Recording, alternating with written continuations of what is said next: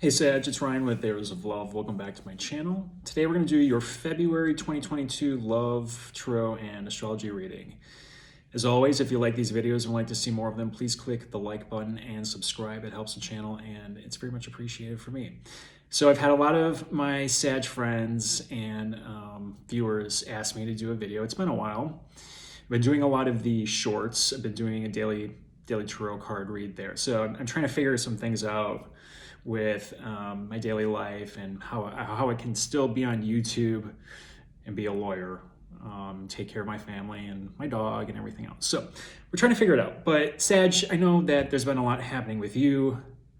You had that eclipse energy in November, December, and now we are going through Venus retrograde and Mercury retrograde. And those eclipses were in Gemini and Sagittarius. Has a lot to do with you and your partnerships. And it's beginnings and big beginnings. So you kind of just got to go through this with, you just kind of got to go through this one. Mercury retrograde. I'm a Gemini rising in Vedic astrology. That's the Indian practice. And as a communicator right now, it's been really difficult. So if I'm spinning or jumbling my words, it's Mercury retrograde. So just bear with me. It's also a reason why I'm not doing too many of these because communication is just kind of off right now for me. So I'm feeling this one quite a bit. Anyway, so Sag, let's talk. We have those eclipses. The Gemini Sagittarius eclipses, actually it was Taurus Gemini. The nodes were moving at this time. So it's changing fortune always with eclipses, but this kind of started it, right? If you think about what was happening back in November, Venus was going through shadow. She was going to start to go through shadow, which is kind of like the buildup to all of this Venus retrograde energy that we've been going through over the last few weeks. And now we have Mercury retrograde also, Capricorn, Aquarius. These are Saturn-ruled signs that continue to be activated and lit up by personal planets. And Saturn is always restriction, delay, insiders and outsiders, death, old age, decay. Saturn is not an easy planet. And Saturn sitting in its home signs of Capricorn and Aquarius over the last couple of years, it brought hardship, it brought restrictions, COVID restrictions, and we've been going through the ringer. And this is kind of the final, this is the finale. It all starts in 2018, really. And I don't have to get into what that's all about, but this is the culmination of events. And it's kind of like we are finally cleaning up 2020. We're trying to get through 2021. We're trying to start something in 2022. And it's like something's got to go. Things need to be cleared out. And it's just a matter of time. If this energy has been building and you've been feeling really restless, especially right now with Mercury retrograde, the amount of anxiety I've been going through is ridiculous. And I consider myself to be pretty cool, calm, and collected. My mind races a lot, but I know how to control it. But right now, man, it's been really difficult to just focus. And Pluto, this planet of the underworld, riches, death, rebirth, transformation, fear, power struggles, is in the mix. It's at 27 degrees of Capricorn. It's toward the end. There's significance for the United States in this too, which I'm not going to get into this particular video. The United States is going through its Pluto return. So it's got to decide what it wants to be when it grows up, and I'm just going to leave it at that. After 250 years, right? Like, come on. Aside from that, so Pluto's at 27. Mercury starts his retrograde phase with Pluto, and let's just put it this way: Pluto's in the mix with Mercury and with Venus retrogrades. They're each coming across Pluto. They're both conjoining with Pluto in Capricorn at different points in their retrograde. This feels chaotic. It's just chaos. And if you're not feeling it, it means somehow you've managed to weave your way out of the karmic cycles, or you're going to start feeling it when Venus starts moving direct at the end of the week, or when Mercury starts moving direct in just a few weeks. So either way, no one escapes this one. We all have to feel it somehow. So for me, at least, I'm a Cancer rising in the Western practice. I'm a Gemini rising in the sidereal Vedic practice. So I have stories for each, and I'm not going to go into too much of both of them, but I'll put it to you this way. Mercury rules Gemini and Virgo.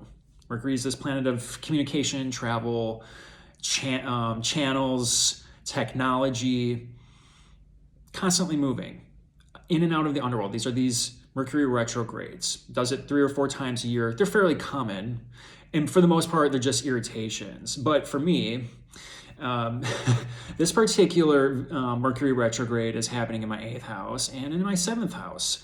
It's upheaval in its relationships in all different forms. And with Mercury retrograde, it's also the small irritations of life. So I had a flat tire the other day.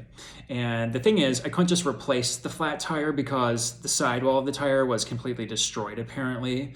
I hit a pothole, and I have an all-wheel drive vehicle, so I had to go replace all 4 tires. Unexpected expense. That's the 8th house. It's upheaval. It's lump sums. It's usually other people's money, so I'm giving away my money to other people. But in this case, I got to pay a debt. 8th house is karmic debts, 5th house is karmic rewards. So right now, paying up some debts that I probably should have taken care of. My tires were actually fine. I got to deal with that differently, but one go as you have all-wheel drive, got to replace all 4. I got a bill from my HOA the other day. Okay, got to pay that. Unexpectedly. Wasn't seeing that one coming either. Again, it's things bubbling up from the underworld that you didn't see. Casey, who's sleeping over here, he managed to get pink eye. I'm like, what is going on, dude? What are you getting into that I'm not seeing here? So he had to go get some eye drops. He had some boogies in his eye. I'm like, this isn't right. It's only been a day. And yeah, turns out he's been... I didn't put this one together. So Pluto is releasing. It's literally just a release. It's a death. But it's also purging, and it's associated with excrement. It's shit, right? So, big guy, were you rolling around in shit somewhere, dude? Like, come on. So you can see. You can see how this one and I'm just getting hit one after the next lately. But I have a lot of planets. I have a lot of personal planets in Capricorn. So it just happens to be my time. But the thing is, we always have to remember with Mercury retrograde that it's just time, just go with the flow. If you try to push against the tide, it's going to get worse. With Venus retrograde, it's a time of review. And this one touches the heartstrings usually. So we have to, again, just accept whatever karma is about to deal out. And it's not going to necessarily be an easy one. But there can be breakthroughs with this as well. So that's always the thing with these really difficult transits, is we might go through some catharsis. We might go through a little bit of a dark night of the soul. We might be losing our damn minds. But things are going to resolve. And the reason for that is Mars just moved into Capricorn. And Mars in Capricorn is directed action. It is precise. It is thought out. It is strategic. We always think of Mars as the fiery planet, constantly going, being impulsive, being rash. In Capricorn, where we want to go slow, we want to take our time, we want to think things out. Mars is exalted. Mars does very well here. So Mars is moving through. He's a fairly slow moving planet, but Venus, which usually, she cruises along, she's basically not moving in the sky right now. She's stationed at about 11 degrees of Capricorn. She's going to be there for about a week, and then Mars catches up. And this is where things get kind of interesting, because Mars is a slower moving planet, but Mars actually overtakes Venus, moves past her, and then they kind of move together in the sky through Capricorn, and then they meet up with Pluto at about 27, 28 degrees. And that will be the day of, that will be an interesting day. That's right around early March. So it's like March 2nd, 3rd, right around there. And we're going to see the resolution of these Mercury, Venus retrogrades right around that time. So just hang in there. Hang in there. It's not easy stuff right now. We're clearing out a lot. We are reviewing and realigning, and it's a painful process at times. So sometimes you just gotta trust the universe has a plan. It has a plan for you. Sag, there's a concentrated amount of energy in your second house. That's where Venus is at, Mars. Mercury is going to be retrograding through there. The sun just left Capricorn. There's a ton happening in that second house. The second house is money, it's income, it's values, it's possessions, resources. It's what we value. And it also is about self-value. So don't forget that one either, and how we are valuing ourselves. That can come up a lot in the second house. And how we value others in our lives. So it has a lot to do with value. Sometimes money too. Money make from the business you own, the money you make from the company you work for. So it's kind of like, and Venus is a planet of money. So it's kind of like there could be a loss of cash. Unexpected expenses. I mean, I'm seeing it. And I do have some Sagittarius placements, but at least in the sidereal side of the house. But yeah, I mean, this is intense. This is an intense one. I don't remember a retrograde quite like this one. So let's see what's going on, Sag. A lot happening in Capricorn. And always remember this with Capricorn. It's always about boundaries and limits, restriction and delay, hardship. You got to go through some really tough stuff in order to get the gold at the end. You got to be pressurized to the point where you can make diamonds. I mean, that's what this is. The universe is going to put the pressure down on you until you turn into that diamond. So don't fight it. The more you fight it, the worse it gets.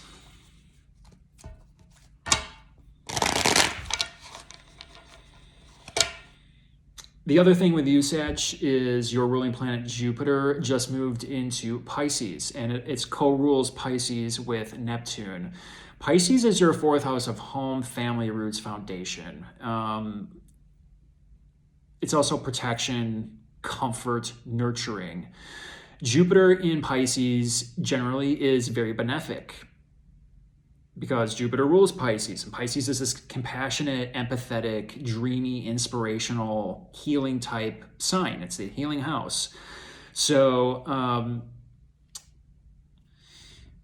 you have some good things coming, okay? You kind of got to give it time. We got to get through these retrogrades. There's going to be a huge amount of energy again in Aquarius, and then in Pisces, because all of these retrograde planets kind of are coalesced in a very small portion of the chart, and then they're all going to start moving forward, and it's going to conjoin Saturn, and they're going to conjoin Jupiter. So we're going to go through some shit, and then we're going to go through some inspiration and healing. So ugh.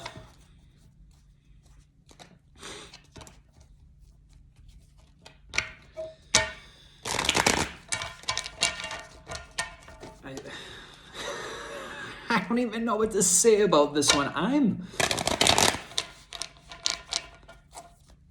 Okay, so I'm going to clear the energy. And we're going to pull 6 cards from the tarot, 1 from the angels, and then I have this new astrology deck that I just got over the holiday season. We're going to pull 1 card from the 12 signs. So, what sign is going to be important to you? We'll talk about what house that falls into. We will talk about the angels, and then we'll pull the tarot. So let's see what's going on with you, Sagittarius.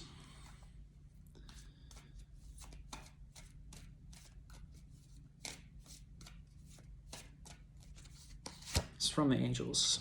Reconciliation. Someone from your past is returning to your life. Could be a past lover, past partner, but keep in mind this could be general. So past friend, family member, right? Because Jupiter's in Pisces. It's going to want to heal some family issues over the next year. So some type of reconciliation. Someone wants a reconciliation from you, so maybe you haven't talked in a while. If you're going through some things with your partner right now and you're separated, you know, maybe they want that reconciliation. So you got to keep an open mind. You know, when Venus stations direct, and that's going to be at the end of the week. I'm doing this video on the 24th of January. She's just going to sit there for a while. It's going to get intense. So we just need to breathe, let this play out naturally. And once she starts moving forward again, in about a week and a half, we're going to see things slowly start to just kind of resolve, or you're going to start seeing the resolution to whatever it is that the Venus retrograde meant for you. So here we go. A little bit of reconciliation. Let's see which sign is going to be important for you. This is for Sag. Which sign does Sag need to hear or know about? It's this one. It's you. Represented by the Centaur, half human, half horse. The sign of Sagittarius is the magnificent archer of the zodiac. Sagittarians are skilled at bringing life's major issues into full perspective, right? It's Jupiter, it's law and order, it's growth, opportunity, expansion, but it's also benefic and it's the protector. So it can provide great protection and it can resolve things as if by magic. So sometimes having Jupiter on your side, actually having Jupiter on your side all the time is fantastic, and that's your ruling planet. So let's read that again. Sagittarians are skilled at bringing life's major issues into full perspective. Like I said, I can't talk today, so just bear with me. Very generous and jovial. They will give you the shirt off their back to anyone. They'll give the shirt off their back to anyone in need. Because of this, Sagittarians must be careful of overextending themselves and being too quick to make decisions. Ruled by the planet Jupiter, they're ready and willing to have a good time and can often forget about their responsibilities. They also have an uncanny ability to land on their feet in tough circumstances. So, Sag, think about it this way. The next zodiac sign from Sag is Capricorn. Capricorn is discipline, responsibility. It can be a little dry at times in terms of like not always wanting to have fun. But if you've ever met a Capricorn, when it's time to work, they work their ass off. When it's time to play, you might not see them for a while, okay? Like it's full tilt booty, okay? But it's about responsibility. So Sag, you're the half horse, half human. You have to tame that animalistic side with that rational human side. That can sometimes get Sag into trouble. You like to overdo it sometimes. So the point is, it's responsibility. And I know you hate that word, but the more responsibility you take on the life, the easier life gets for you. The more you can ring fence your life and not always go to extremes and moderate, the easier life gets. Okay, I don't need to preach. You all know this. Let's pull some through. It's you. The universe said, choose you. You need to do you right now. All right, Sag, let's see what's going on. First card out. Leo the Lion, you need some strength, okay? Ten of Pentacles. King of Pentacles. Told you there was a lot about money, resources, possessions. Nine of Swords, Nine of Cups, 2 9s and a 10. Page of Pentacles, that's the outcome. So, Sag. First card out is always the most important, and you have the Strength card, okay? And Strength is about taming the inner beast. This has some Sagittarian elements to it. This is Leo. Leo's another fire sign. Leo is your 9th house. It's 9 signs past Sagittarius. The 9th house is your house. It's about faith, hope, idealism, higher education, expanding the mind. Law and order, but universal law and order.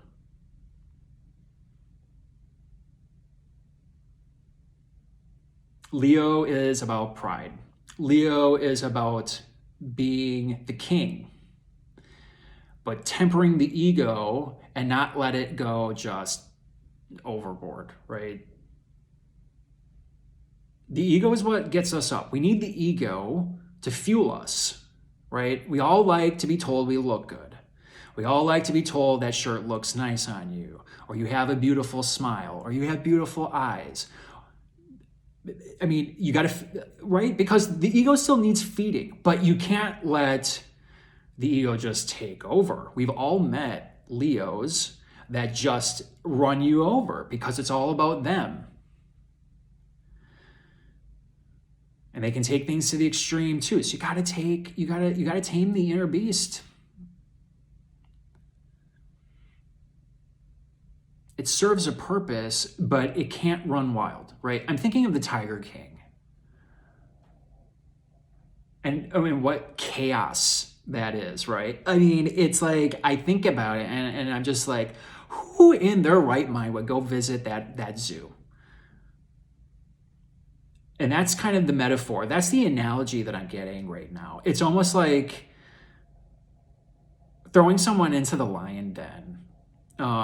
It's just, you can't do it. You're going to get eaten alive. Okay. So you got to tame the ego. You got to take the ego out of this in some way, shape, or form. And it has to do with family, inheritance, money, happy home, happy life. I mean, this is the challenge. This is where everyone wants to get, right? The 10 of Pentacles, in my opinion, is probably one of the best cards, right? It's happy life. It's generational wealth. It's everything that it's the dream that everyone wants to get to, right? And right now, we need to have strength to continue down that path.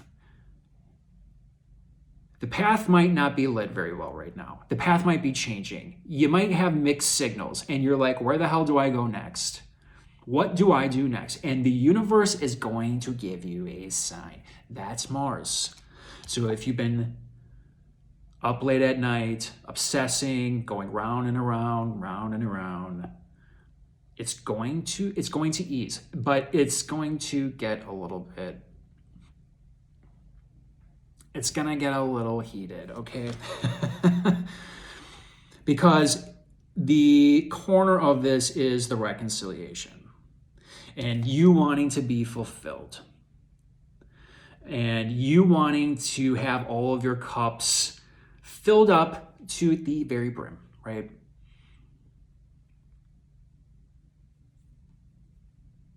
This is abundance. This is what you want. This is what we're trying to get back to. This is in the past position. You're freaking out how to get back there. Maybe this is them. Keep that in mind too. Someone from the past is returning. So maybe it's both of you. But you could be dealing with a Taurus here or someone with strong Taurus in their chart. At the top of the reading, which is kind of like a destiny card sometimes for me, is, maybe it's not the immediate result, but this is kind of where things lead to down the road. So, Earth sign, Capricorn, Taurus, Virgo. This is someone that is really steady, knows how to manage resources very well, They are secure. They're self-confident. Sometimes this king likes food. Taurus. And but I think where I'm going with this, though, is that this is steadiness. This is that earth energy. It's unshakable. They're practical, they're efficient. Some people say earth signs are boring. I think earth signs kind of get a bad rap because earth is the physical manifestation of the ethereal. So earth signs literally are magicians. They kind of keep it under wraps. If you're dealing with a Taurus, this is a good one. But we're trying to get back to this point. And here's the offer, okay? So, and it's one that is intended to last. And he is looking directly at this guy over here. So I think this is going to make you pretty damn happy. But I think it's going to be a struggle to get here. And you have to figure out what it is that's going to make you and your relationship steady, where it's not going to be so rocky all the time. Have you built that steady foundation of trust, respect, boundaries, limits? Capricorn. Okay.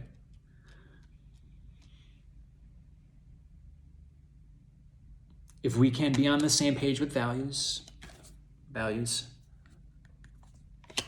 values, values. If you're on the same page with values and you're able to respect each other and you can stay within or redraw the boundaries and the limits of your relationship, things are going to be fine. You're going to work it out. If we can't get back to that steady foundation, if you can't compromise, if you're not willing to compromise, if we're not willing to lay brick by brick, you can decide. You can decide.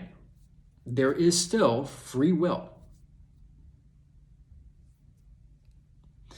So that's the reading. If you guys can get on the same page with values, boundaries, and limits, and I feel like I've said this 1,000 times over the last couple days. I feel like a broken record, but it's true. It's true.